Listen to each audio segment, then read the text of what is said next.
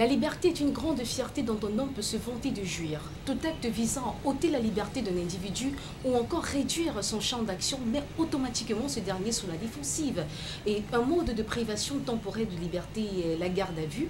Et la garde à vue, qui, bien que légalement reconnue, est une de ces mesures très redoutées par certains individus au regard de certaines réalités. Et aujourd'hui, on s'intéresse justement à la garde à vue qui est légalement reconnue. Alors, mesdames, messieurs, bonsoir. Et grand plaisir de vous retrouver dans le cadre de votre magazine juridique au Carreau du Droit.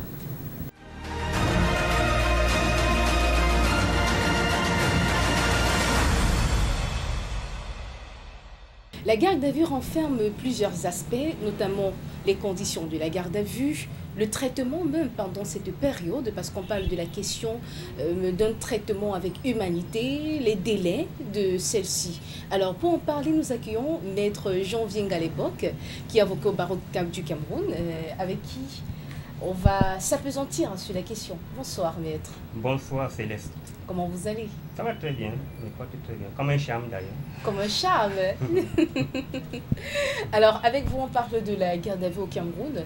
Et de prime abord, il faut d'abord définir la notion, comme cela se veut pour tout juriste, définir d'abord la thématique. On parle donc de garde à vue. On va dire qu'au sens de l'article 118 alinéa 1er de la loi numéro 2005, barre 007 du 27 juillet 2005 portant code de procédure pénale. La garde à vue est une mesure de police en vertu de laquelle une personne, dans le cadre d'une enquête préliminaire en vue de la manifestation de la vérité, est détenue dans un local de police judiciaire et sous la direction ou encore sous la responsabilité d'un officier de police judiciaire. Alors, de façon très simple ou encore globale, quelles sont les conditions même qui encadrent la garde à vue au Cameroun? Oui, il faut dire que, comme vous l'avez bien défini, la garde à vue a pour but,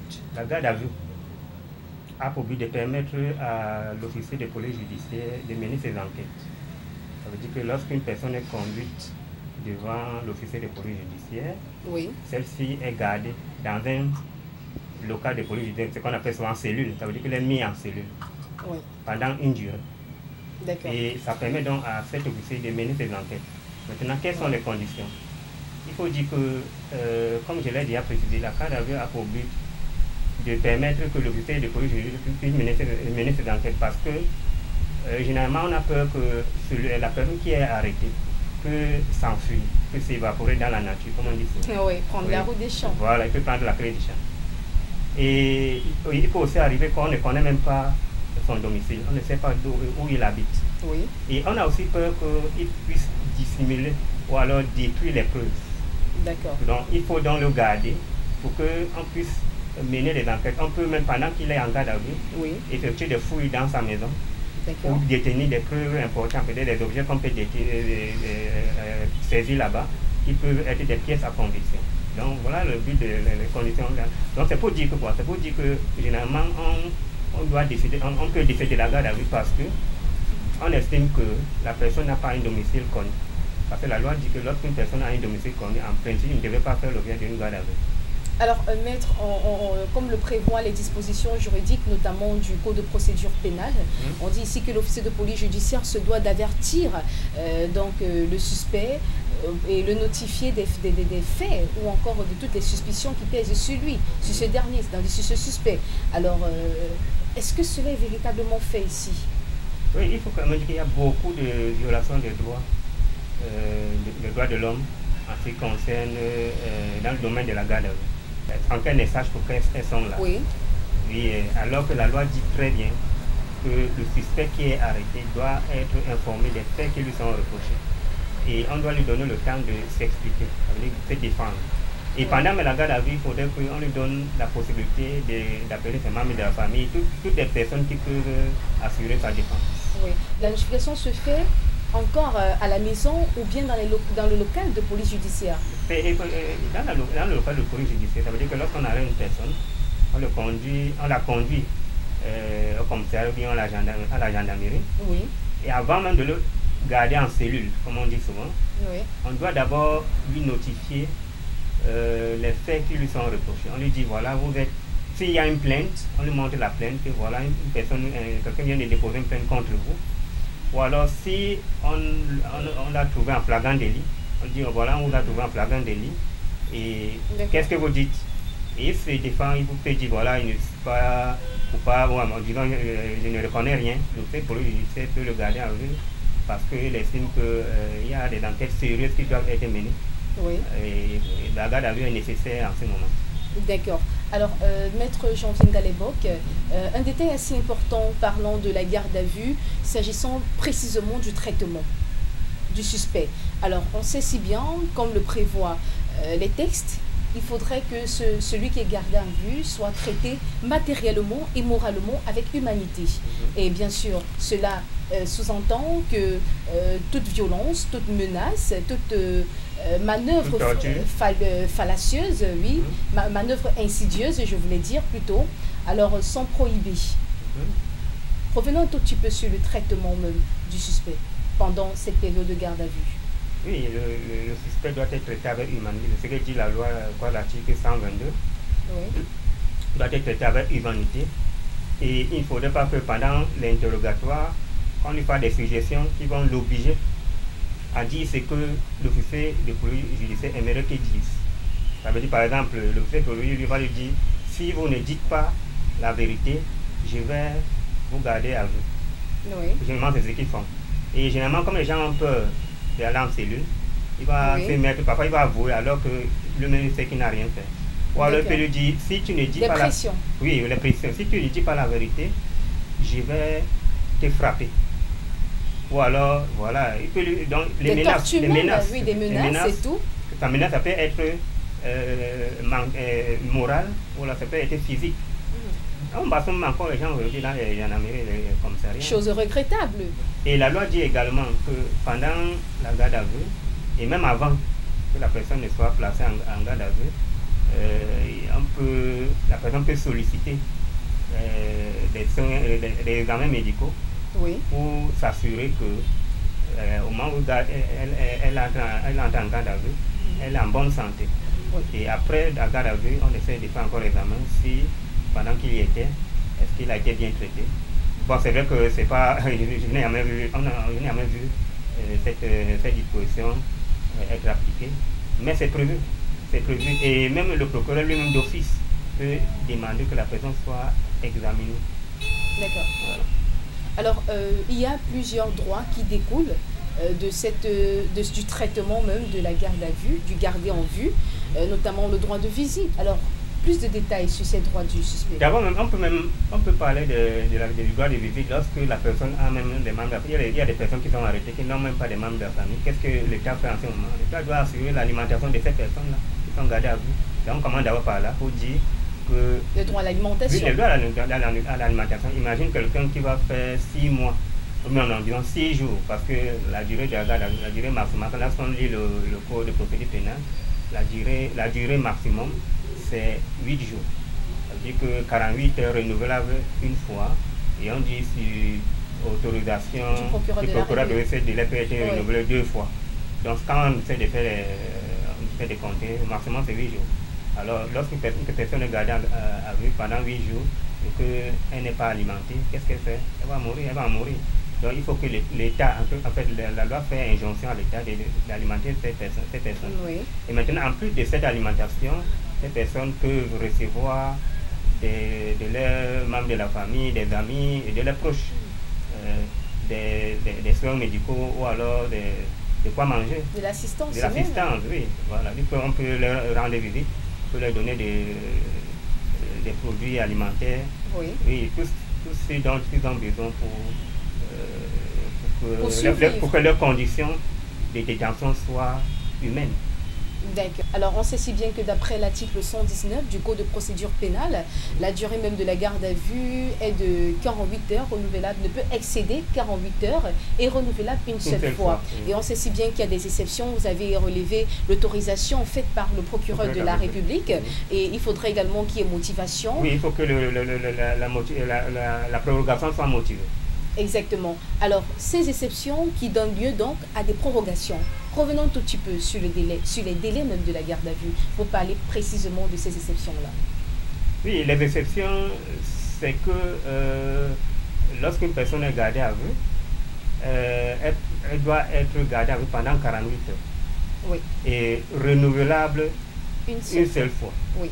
Et sur autorisation du prêt de procureur public, ce délai peut être renouvelé 2 fois. D'accord. Bon, maintenant les exceptions, bon, c'est pas... Ça, c'est l'exception. Il y a des cas qui donnent lieu justement à cette prorogation-là. Quels sont ces différents cas qui donnent lieu à la prorogation? Oui, il peut arriver que pendant que la personne est gardée à vue, l'officier de police judiciaire estime qu'elle n'a pas encore fini de mener ses enquêtes. Il y a encore des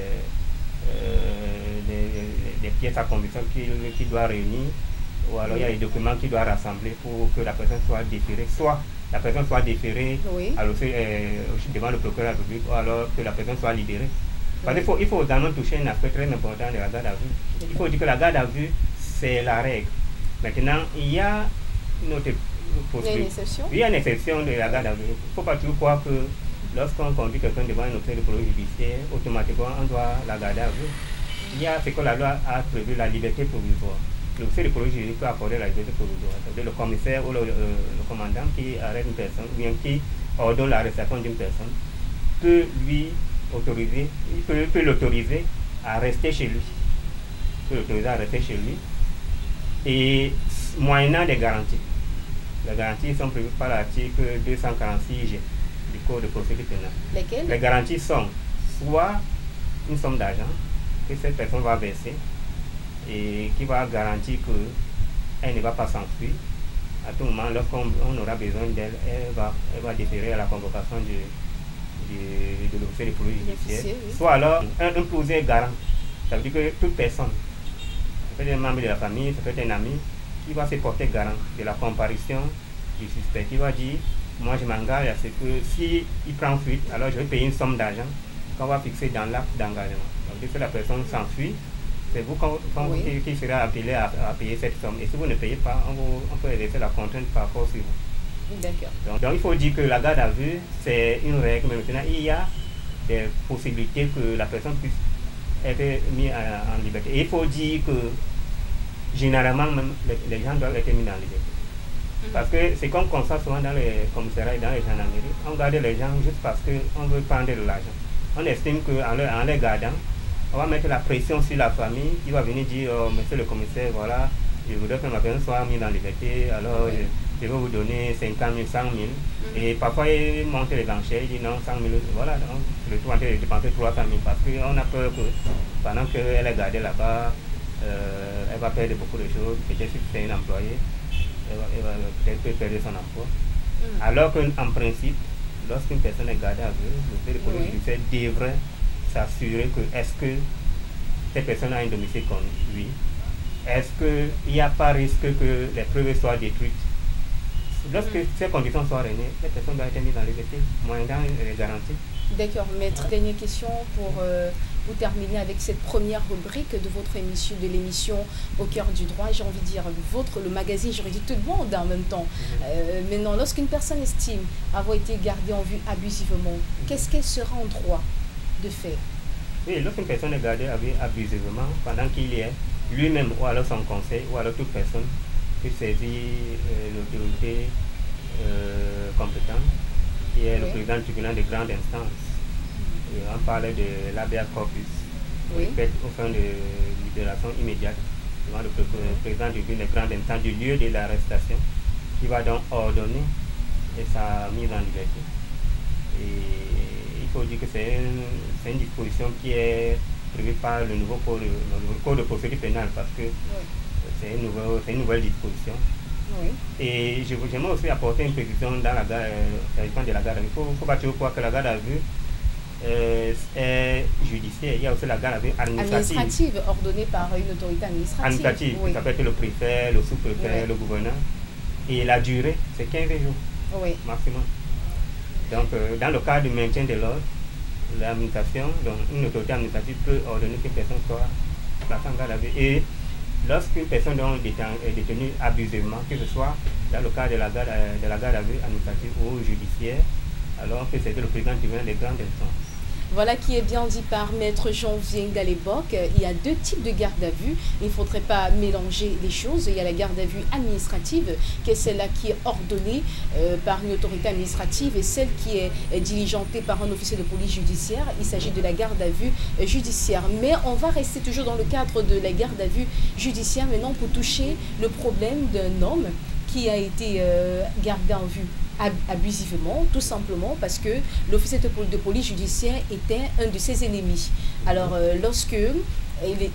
dans le cadre d'une enquête, bien sûr, cet homme s'est trouvé en face de l'officier de police judiciaire, et l'officier de police judiciaire, ayant gardé dent à cet homme depuis plusieurs années, ne s'est plus comporté comme l'officier de police judiciaire. Il n'a pas mis en avant sa casquette d'officier de police judiciaire, mais tout simplement maintenant s'est comporté en tant qu'homme. Alors il y avait tellement de subjectivité dans ses actions. On parle d'interrogatoire prolongé, on parle d'absence même d'alimentation, de repas. Il n'avait pas droit à la visite de ses membres, des membres de sa famille.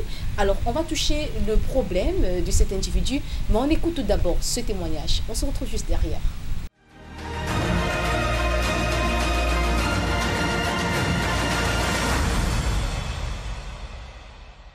Bonsoir, je me prénomme André et j'ai 34 ans. J'ai été gardé à vue abusivement pendant 3 semaines dans un commissariat de la place. Pour cause, mon voisin a eu à voler dans une bijouterie de la place. Moi étant son voisin, on m'a demandé de me rendre au commissariat pour besoin d'enquête. C'était dans un commissariat de la ville de Douala. Mais l'officier de police judiciaire qui dirigeait cette enquête, c'est un homme avec qui j'ai eu des mauvais précédents il y a de cela 7 ans aujourd'hui.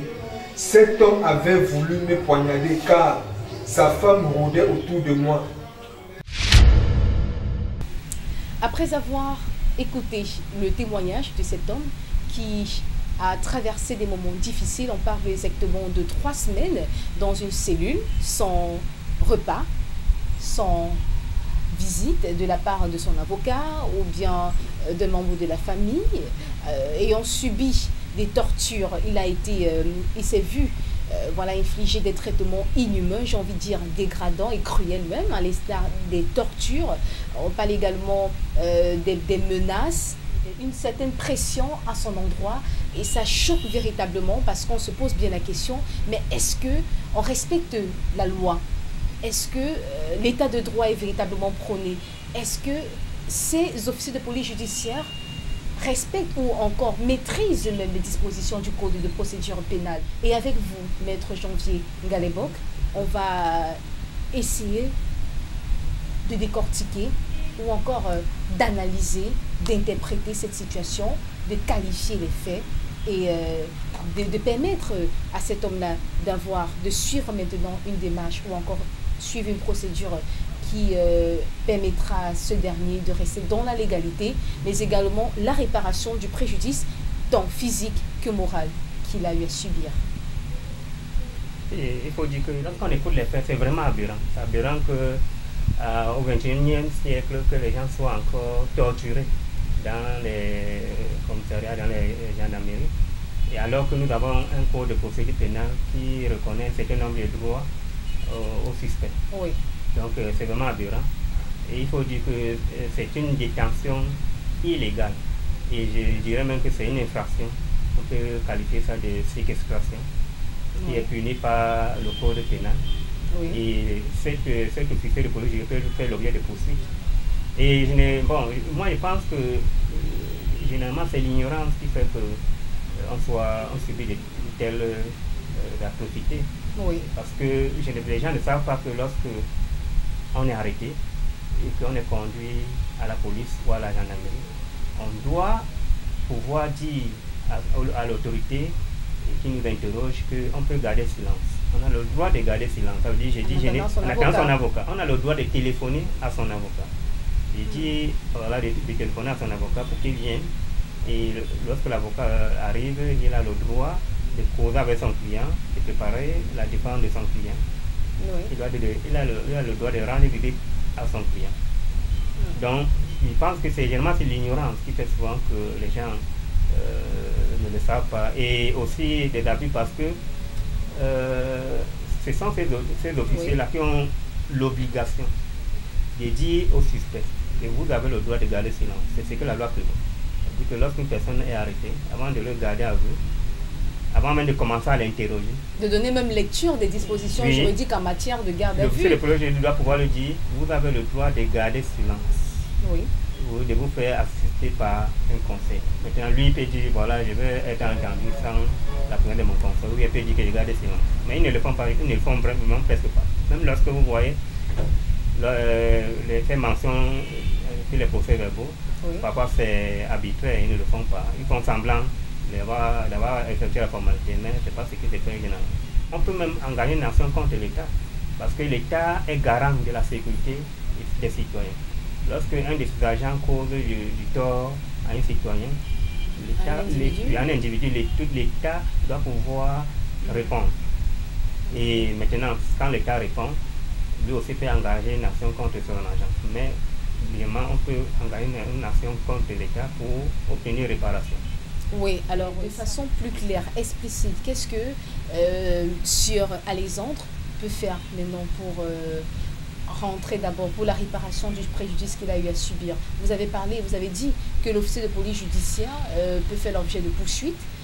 Plus de détails, plus de précisions sur la procédure à suivre, parce qu'il vous écoute et également toute sa famille, toutes ses connaissances vous écoutent et aimerait avoir le conseil ou encore les conseils d'un homme de droit.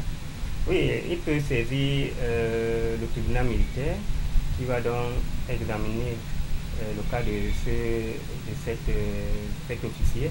Oui. Et il peut faire l'objet il peut être condamné d'abord à une peine de privative de liberté, et puis à réparer le préjudice civil. Ou alors il peut même engager une action contre l'État puisque il a agi dans le cadre de ses fonctions. D'accord. Donc il a agi dans le cadre de ses fonctions. Donc il peut également saisir le tribunal administratif pour demander réparation pour tout le préjudice civil. Parce que lorsqu'un officier de police prend le soin sur lui de garder une personne pendant 21 jours, et lui pense pouvoir le faire au nom de l'État. Oui, il le fait vraiment au nom de l'État parce qu'il le fait en tant qu'officier de police judiciaire, mais les actes qu'il pose engagent l'État. Ça veut dire que l'État a l'obligation d'assurer le bien-être de tous les citoyens, la sécurité de tous les citoyens. Alors lorsque un individu a subi des préjudices, donc l'État a une part de responsabilité. Oui, la part de responsabilité. D'accord. Alors, ce qu'on retient, en grosso modo, c'est la procédure à suivre. Il peut déjà se présenter devant le tribunal militaire, bien sûr, et par la suite aller au civil.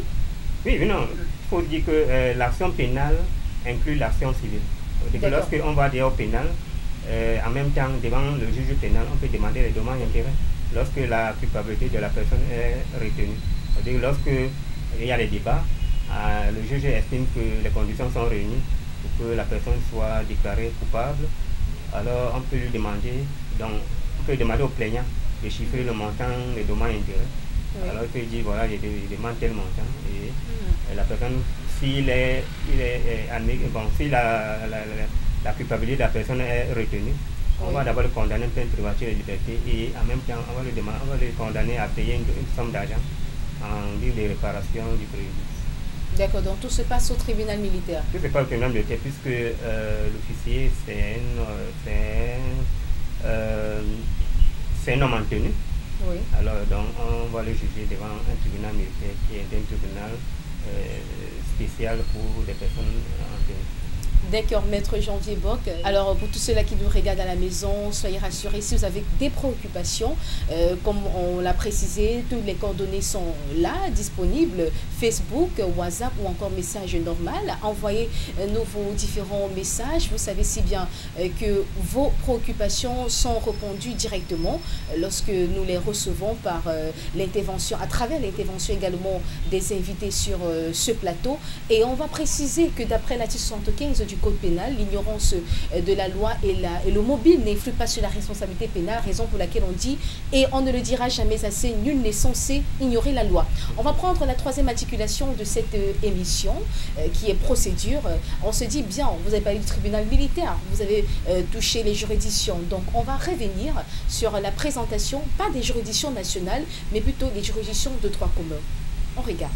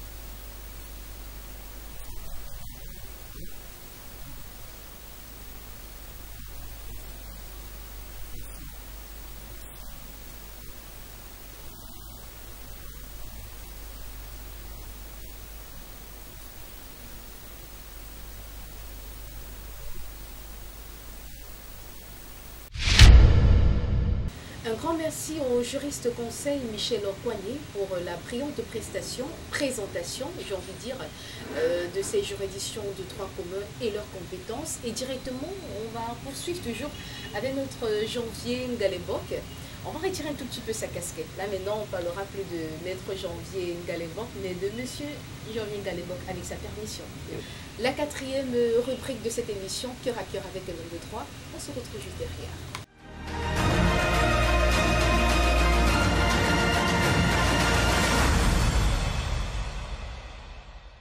Bonsoir une fois de plus. Bonsoir Céleste. Vous allez très bien? Très bien, très bien. Comme un charme d'ailleurs, comme il est d'abord dit. Tranquille? Oui, oui. Ah, d'accord. Alors vous avez fait des études de droit, vous avez une maîtrise en droit, mais s'il était question de faire flashback, est-ce que vous aurez toujours eu à pencher pour des études juridiques, des études de droit, ou alors pourquoi pas du côté de la mécanique, de l'enseignement technique, quoi d'autre? Serait-ce toujours l'avocature? Bien sûr, même s'il fallait commencer, je ferais toutes les études de droit. Moi j'aime bien le droit, d'abord parce que le droit me permet d'abord de mieux me défendre, de maîtriser, défendre ma propre cause, oui, et de défendre aussi celle des autres. Parce que j'estime que nous sommes dans une société où il faut connaître ses droits. Et malheureusement, c'est pas toujours le cas pour bon nombre de mes concitoyens. Parce qu'il ne faut pas toujours faire les études de droit à l'université pour les connaître. On peut connaître ses droits, même si on ne les connaît pas de fond en comble, mais on peut savoir que voilà, c'est à quoi j'ai droit et on doit pouvoir revendiquer. Et moi, je pense que j'aime bien le droit. Même si il fallait recommencer, je le fais. Uniquement le droit, est-ce qu'il n'y a pas un second métier qui vous passionne, comme l'avocature? Oui, il faut quand même dire que je suis aussi passionné par d'autres métiers que j'aurais bien voulu exercer, même parce que moi, quand j'ai commencé l'étude de droit, je n'avais pas prévu de faire l'avocature. Oui. Dans ma tête, je crois que je devais être journaliste. Je crois que je devais être journaliste parce que quand j'étais au secondaire, j'écrivais de très belles rédactions. Quand j'étais en quatrième, j'écrivais sur les rédactions comme ça, on allait lire dans les classes de terminale. Très bon texte. Oui, des très bons textes. Et puis, mes camarades m'admiraient beaucoup par ma manière d'écrire. Et c'est comme ça que j'ai dit, je crois même que je le disais souvent à mes parents que voilà, moi je vais être journaliste. Bon, mais après l'idée, je ne sais pas ce qui s'est passé pour que cette idée sorte de ma tête. Bon, voilà, aujourd'hui je suis avocat. Et je m'en réjouis tout naturellement. D'accord. Alors, maître, là maintenant, on va dire monsieur Janvier Ngalebok, vous êtes tous souriants, vous êtes assez déterminés, et on précise à tous ceux-là qui nous regardent à présent que vous avez un handicap visuel, et ce qui est souvent perçu par d'autres personnes comme une source de discrimination, de marginalisation. Mais vous, haut et fort, vous avez traversé toutes ces étapes, vous avez franchi toutes ces barrières et vous êtes dit, je vais exercer ce métier, je serai avocat. Et aujourd'hui, vous êtes avocat, vous attendez juste le moment ou encore la phase de prestation de serment. Comment les autres, quel est le regard des autres sur vous? Chuchotement. Il faut dire que ça n'a même pas été facile. Oui. Lorsque j'ai commencé ce métier, il y a eu beaucoup de personnes qui m'ont découragé. Même le premier avocat qui m'a formé, lui m'avait dit que voilà, l'avocature, vraiment, ça va être très difficile.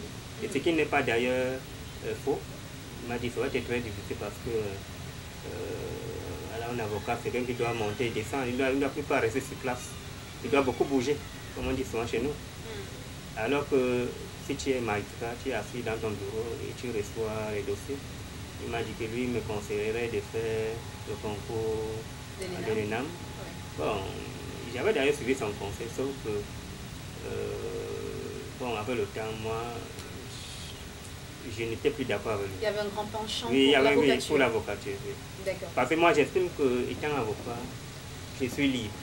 Et puis, lorsque j'ai essayé d'examiner sa suggestion, je me suis rendu compte qu'avec la magistrature, Oui, c'était assis au bureau, mais il y aura beaucoup de choses qu'on ne pourrait pas faire. Il serait tellement limité. Je suis même sûr qu'on me prendrait mes casiers peut-être au ministère de la Justice, où je vais rester dans le même bureau. Je vais difficilement exercer dans le même tribunal parce que là-bas, il n'y a pas ce n'est pas informatisé. Vous recevez les dossiers comme ça, un tas de dossiers, il faut les lire, ça va être très très compliqué. Alors qu'avec l'avocature, je peux organiser mon travail. Parce que je suis autonome, c'est une profession libérale, je peux organiser mon travail. Déjà, si j'ai le moyen avec le temps, je vais me doter d'un matériel adapté qui va me permettre de travailler en toute autonomie et de façon plus efficiente. Alors parlons de matériel, on précise que vous avez une machine en votre possession et quand vous voulez aller plaider, vous examinez l'affaire, tout ce que votre client vous dit, vous enregistrez, c'est ce qu'on suppose, que vous enregistrez, vous notez tout ce qui s'est passé. Oui, mais comment ça se passe maintenant lorsque vous voulez vous présenter devant le juge pour défendre votre client? Il faut la maîtrise, la connaissance, les voies de contournement même, parce qu'à un moment donné, l'avocat ne convainc plus, mais persuade à un moment donné, surtout lorsqu'il est en face d'un client qui est en quelque sorte coupable. Donc, comment ça se passe quand vous voulez plaider, défendre votre client? Il faut dire la vérité, les difficultés sont réelles. Les difficultés sont réelles. Déjà, je ne peux pas aller plaider tout seul. Surtout lorsque c'est une procédure pénale. Ouais. Parce qu'au cours d'une procédure pénale, il y a échange de pièces. La partie avait pour produire un certificat médical ou alors tout autre document. Et il faudrait que tout le monde l'examine. Moi-même qui défends mon client, je dois pouvoir examiner la pièce et soulever des objections. Moi, je ne peux pas lire la télé. Donc, il faudrait qu'il soit accompagné par un autre confrère, oui, qui va faire ce travail. Donc, il faut dire qu'il y a des difficultés. Mais je suis aussi sûr d'une chose. Tous les avocats ne font pas, ne font pas tout. Donc, je veux dire quoi? Je veux dire que tous ceux qui sont avocats ne font pas tout ce qu'un avocat devrait faire. Ça veut dire qu'il y a des domaines qu'il n'exerce pas, sur lesquels il n'intervient pas. Voilà. Il y a des domaines sur lesquels il n'intervient pas. Il y a des avocats, il y a des avocats généralement qui sont beaucoup plus des consultants. Ça veut dire qu'ils sont là pour consulter les clients qui viennent leur poser des problèmes et ils leur donnent des solutions. Il y a ceux qui sont là pour rédiger des actes. Ça veut dire que quand ils reçoivent un dossier, ils rédigent soit une plainte, soit une situation directe. Ils ont des actes d'une manière générale. Il y a même des avocats qui sont beaucoup spécialisés dans les droits de l'homme. Ça veut dire que eux, beaucoup de leur travail, c'est de monter des projets pour pouvoir défendre certaines couches vulnérables. Donc moi j'estime que si je suis avocat, même si peut-être je ne veux pas pouvoir aller plaider, parce que je ne peux pas aller là-bas tout seul, il y a plein de choses que je peux faire et où je peux gagner ma vie. Oui. Moi, je me suis rendu compte, par exemple, que dans le domaine social, la procédure est beaucoup plus écrite. Dans le domaine social, en matière de droit du travail, oui. Lorsqu'il y a un travailleur licencié, voilà, ce genre de cas m'intéresse. Parce que lorsque le client arrive, il expose son problème, il peut monter la procédure, et beaucoup plus c'est écrit. Bon, c'est vrai qu'il y a souvent le volet oral, mais c'est dans des cas rares, c'est beaucoup plus écrit. Ça veut dire que j'écris, l'autre personne répond. Donc il faut savoir qu'on ne plaide pas seulement par une manière orale, on peut aussi plaider par écrit. Et est-ce qu'il vous arrive de gagner tous les procès que vous avez déjà eu à assister, est-ce que vous avez eu à gagner ces procès-là? Oui, moi je peux dire que je n'ai pas encore eu d'échec. Mais je ne voudrais pas qu'on pense que le meilleur avocat est celui qui gagne tous les procès. Mais pour dire la vérité, tous les avocats auxquels j'ai déjà, toutes les affaires que j'ai déjà suivies, je n'ai jamais été dessus. J'ai mon confrère avec qui je travaille, qui est mon voisin. On a eu à travailler sur certains dossiers. Et les résultats ont été très bons. Et qu'est-ce que vous pensez de l'échec? Si un jour vous êtes confronté à une affaire, vous êtes en face d'une affaire et par la suite vous ne gagnez pas le procès, Est-ce que vous êtes du genre à vous culpabiliser jusqu'à passer pratiquement une semaine, un mois dans la solitude, ou alors vous dites que c'est arrivé et ce qu'on doit faire c'est juste se relever et d'autres affaires seront plutôt meilleures? Comme je vous l'ai dit, l'avocat n'a pas l'obligation de résultats. L'avocat a l'obligation des moyens. Il pourrait me culpabiliser si j'estime que je n'ai pas donné le moyen de moi-même, alors que il pouvait le faire. Mais sa grande fierté, c'est également... Ou alors, il peut aussi me culpabiliser s'il estime qu'à un moment donné, je me rends compte que mon handicap a joué, a été pour beaucoup pour cet échec. Mais si je me rends compte que j'ai donné le meilleur de moi-même, et que le juge a pris sa décision dans son intime conviction, oui. Alors j'estime que c'est sa décision, encore que je peux exercer les voies de recours, je peux aller à la peine, je peux aller à la cour suprême. Okay. On va maintenant toucher ou encore prendre un terrain très glissant, j'y arrive finalement. On va parler de vous, chez vous, d'être marié, papa, ou bien? Non, je ne suis pas marié. Papa? Non, pas encore. Et comment vous, avec votre handicap visuel, vous vous comportez à la maison? Est-ce facile? Vous vivez en famille? Oui, je vis en famille. Je suis avec, tout le moment ici encore avec mon oncle. J'ai toujours été avec lui depuis des années. Je suis là avec mes petits frères. Voilà. Mais est-ce que vous vous sentez à l'aise? Parce qu'on sait si bien que quand on grandit, on prend de l'âge, on a besoin de son espace, de son intimité. Vous n'avez pas un jour pensé à vous marier? Pourquoi pas? Ou alors vous vous êtes dit que votre handicap serait un frein à votre mariage? Moi, je ne pense pas. Du tout. Je trouve que, vous savez, chaque chose est faite en son temps. Le moment va arriver. Je vais le faire. Si je ne le fais pas maintenant, j'ai des bonnes raisons pour le faire. Je ne vais pas encore m'engager. Mais lorsque le moment va arriver, je vais le faire. Et si ce moment arrive où votre perle rare ou encore votre étoile disparaissent? Pardon, je n'ai pas bien tout. Je dis, si le moment que vous attendez tant pour vous engager, si ce moment arrive et que votre perle n'est plus là, qu'est-ce que vous faites? Quels sont vos critères même en fait de choix? Non, mais je vais... Vous aimez les femmes très belles, les femmes... Bon, moi, la beauté physique, je ne la vois pas. Non, quand je dis belle, je parle bien sûr du cœur. Oui. La beauté morale, entre guillemets. Moi, ce qui m'attire souvent vers la femme, c'est d'abord la voix. Est-ce qu'elle a une jolie voix? C'est vrai que la voix peut être trompeuse. Parce que la femme peut avoir une belle voix, alors que physiquement, elle ne l'est pas. Et est-ce qu'il vous arrive de toucher? Oui, mais... toucher le corps pour voir si elle a une forme généreuse? Ou alors... Vous savez, toutes les femmes, la majorité ont toujours, quand vous touchez le corps, il a fait la même sensation. Donc, pour le corps est mou. En fait, moi, je ne vois pas souvent trop de différence. En fait, moi généralement, ce qui m'attire vers la femme, la première chose, c'est d'abord la voix et son attitude. Est-ce qu'elle est accueillante? Est-ce qu'elle est gentille? Est-ce qu'elle est ouverte? Oui.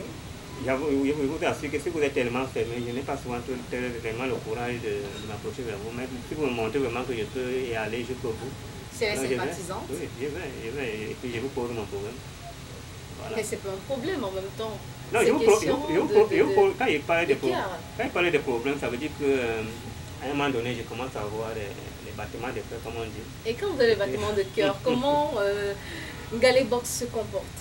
Monsieur Ngalé Box se comporte? Oui, déjà, lorsque je vous rencontre dans la rue, et que je suis en train de marcher, je vous me tenez à la main, quand il marche, les gens viennent taper vraiment, voilà, très gentil. Il peut d'abord échanger des numéros de téléphone. Voilà, il prend votre numéro de téléphone, vous prenez le mien.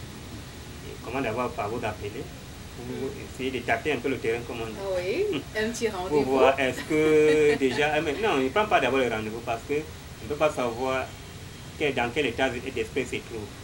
Parce que peut-être même qu'un n'envisage même pas une telle chose. Il commence d'abord à tâter le terrain. Ça veut dire, il dit d'abord bonjour.